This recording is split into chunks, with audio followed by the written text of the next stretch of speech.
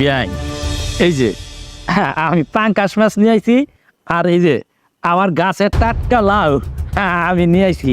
আপনি বলে গিয়া পাঙ্গাস পাঙ্গাস মাছ আনছেন আপনি আমার বাড়িতে? বড় বৌমা, তুমি জানো না আমার বাড়িতে কেউ পাঙ্গাস মাছ খায় না? মা, আমি তো জানতাম না আব্বা পাঙ্কাশ মাছ নিয়ে আসবে।